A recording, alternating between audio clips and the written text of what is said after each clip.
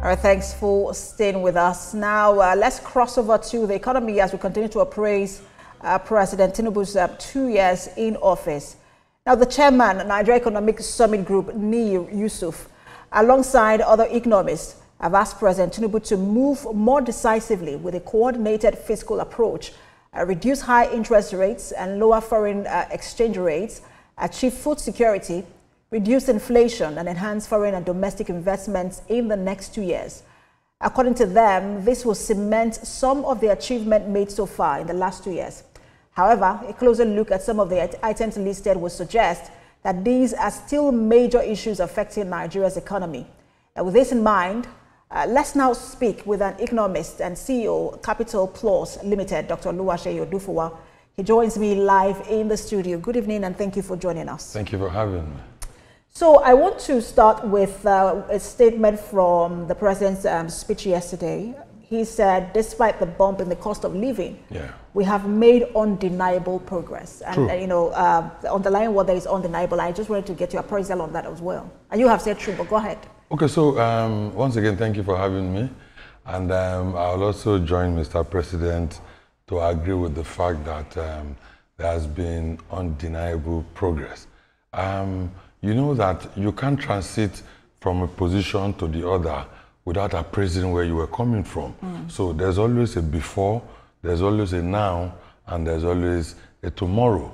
And so President Tinubu's administration cannot be appraised in isolation.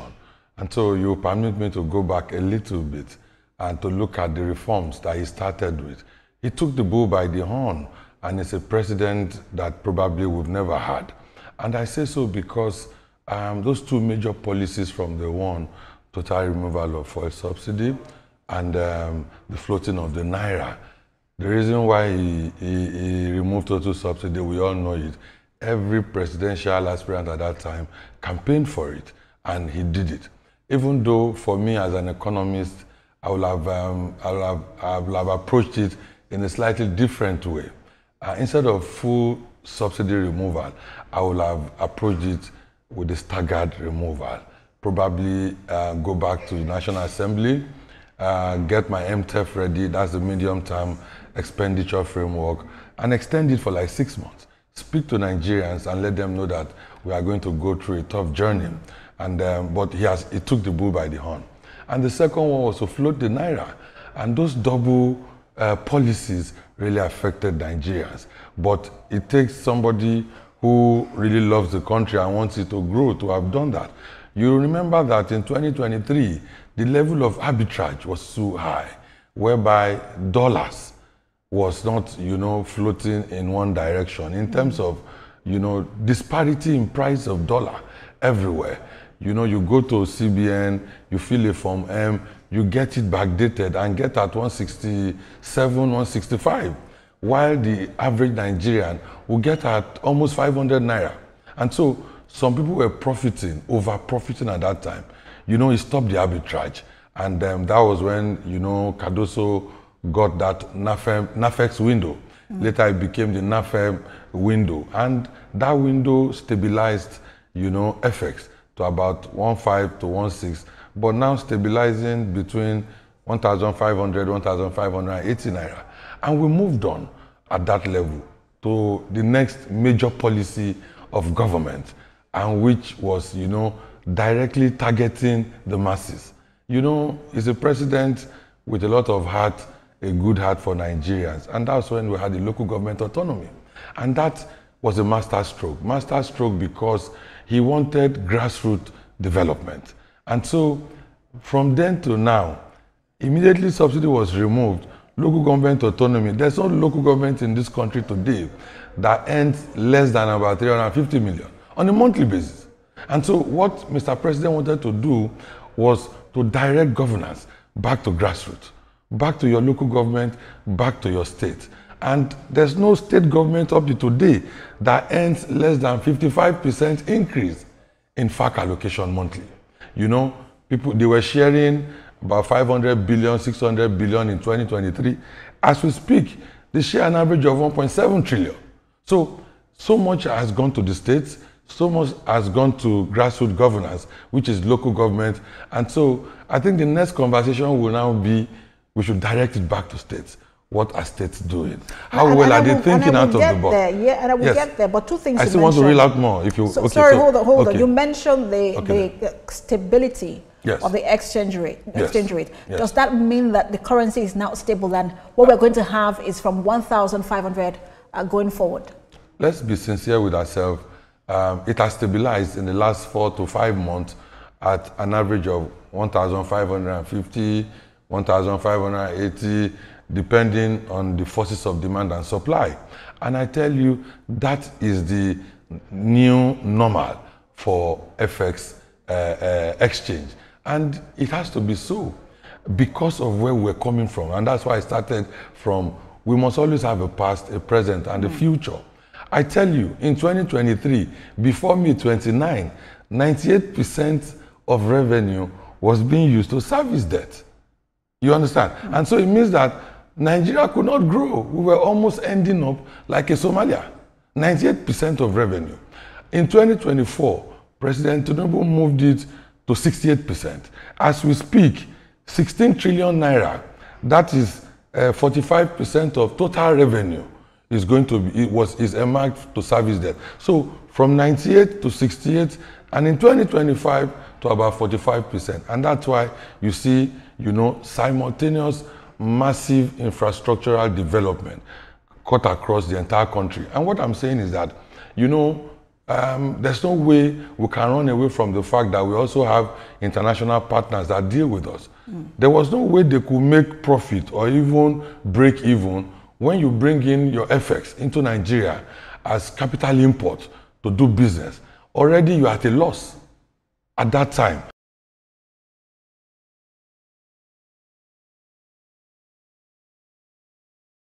There's no way you can get foreign investment. And so President Tinubu decided, what is the true value of Naira? And you know that, we had, heavily managed float at that period. Though we have come back to, the managed float system. But at that time, we needed to know what the true value is. And that was why he had to float it and until it stabilized at about 1.5. When Nigerians hear economists, like you say, that we're making progress. Yes. They understand it, but what they don't understand is why it is not reflecting on maybe commodity prices. Fuel price has moderated. You know that. You have also talked about currency price stabilizing. So if this is what we're going to have, I mean, to an extent, especially the fuel price, which has dropped to 808 that we'll buy today, it should even have. Inflation has dropped. The inflation has dropped, so there should be a corresponding reduction in commodity prices, but we've not seen that drastic drop. Okay, so where were we coming from? Inflation rose to about 38% before now in 2024, even though there's a rebasing, that's in the first quarter of 2025.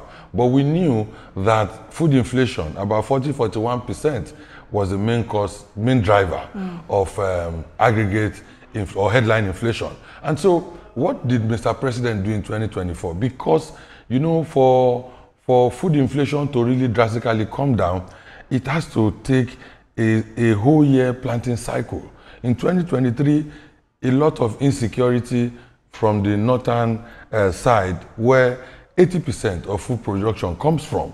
And so it will affect 2024. And in 2024, he opened the borders, bring in food, reduce tariff, or some of them total exemption of tariff.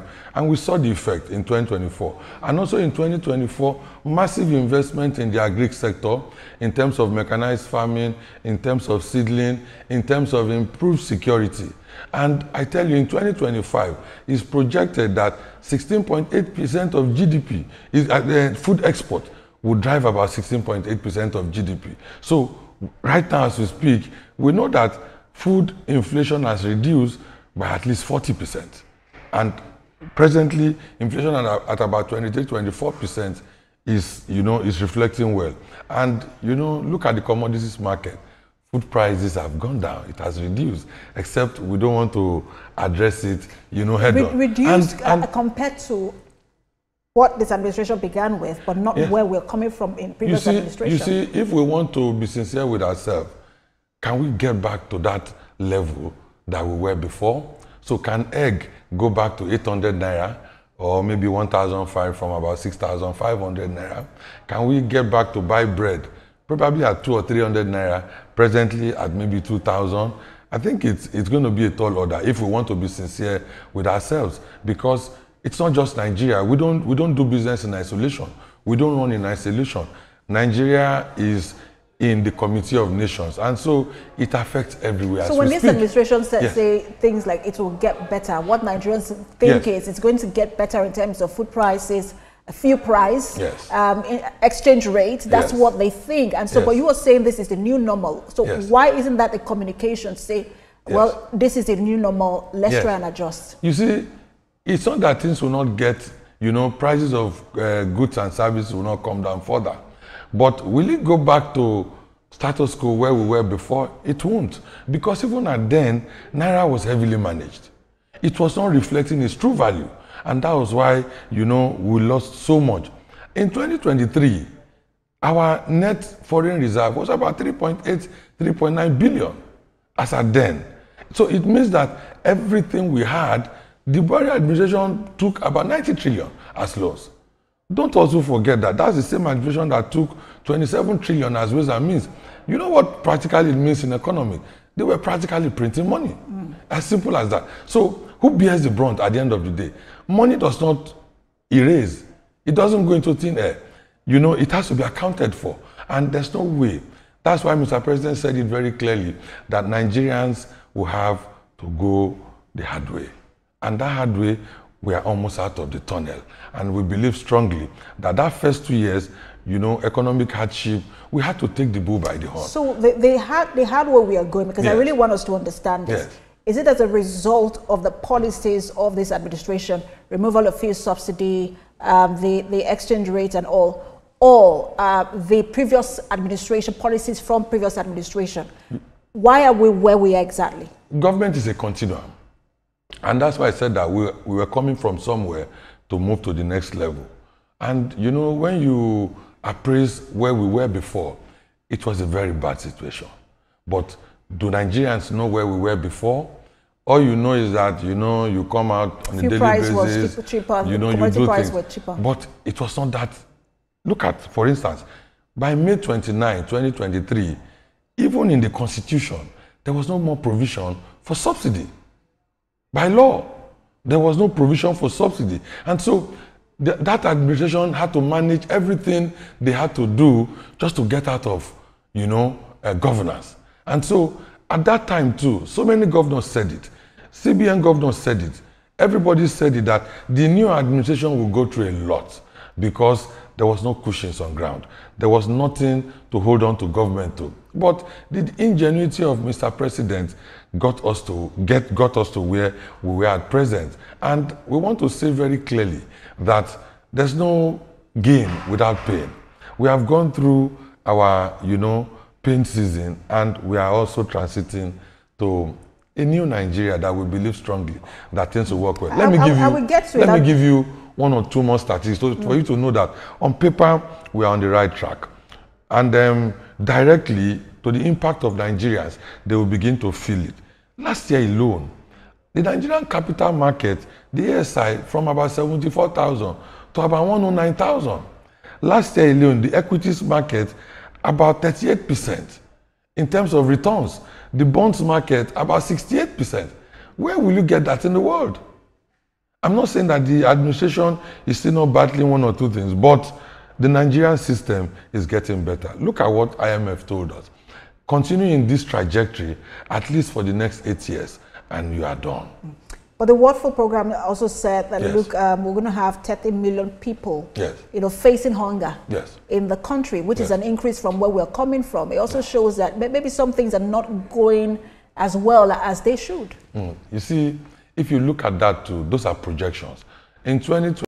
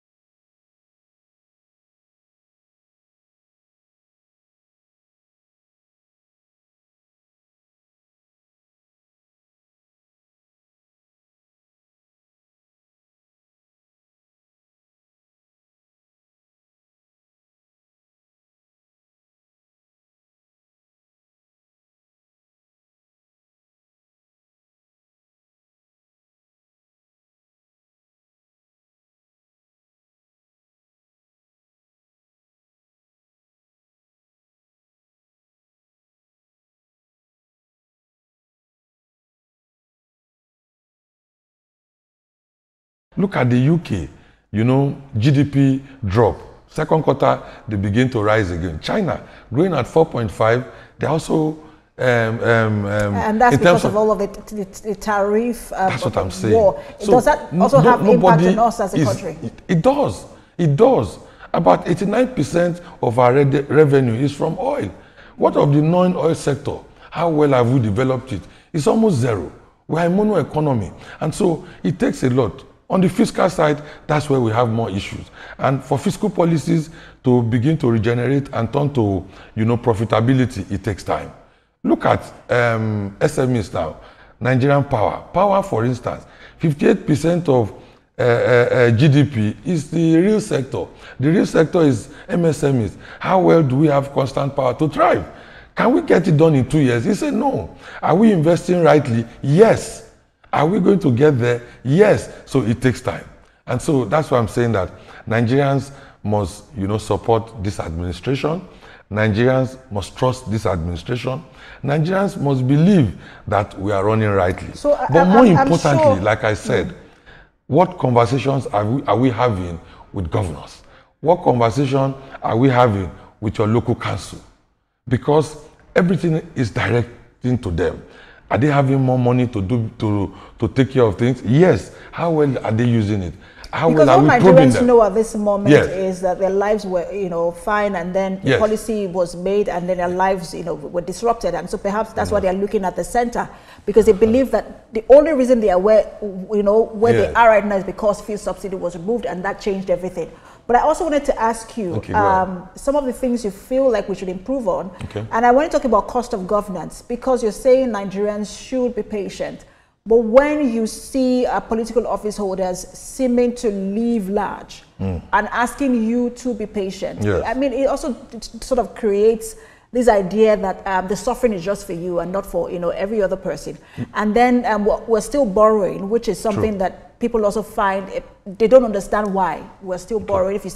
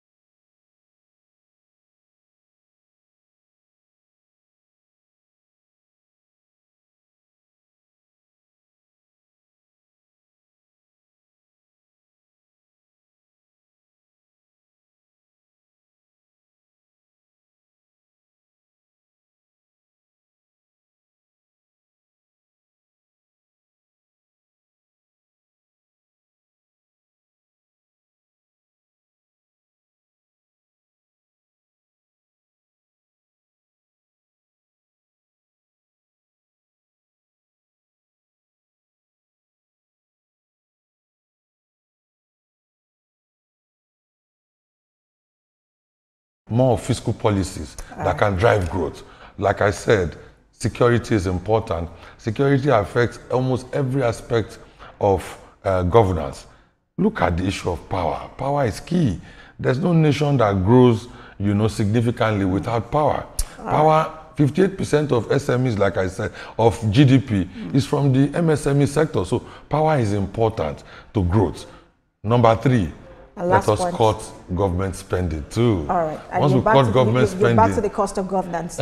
Thank you so much. We do have to leave it there. Economist and CEO, yes. Capital Plus Limited, Dr. Oluwaseyi Odufuwa. Thank you so much for your time. Thank you for having me. Thank you.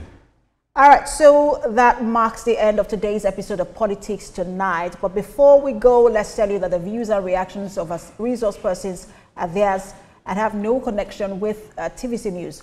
Meanwhile, you can watch the repeat broadcast of this episode at 1 a.m. Now, get in touch with us on social media, Facebook, Instagram, and on X using the handle at TVC News NG. Also use the hashtag Politics Tonight and watch again on YouTube, TVC News Nigeria. I am Precious Amayu. Thanks for watching.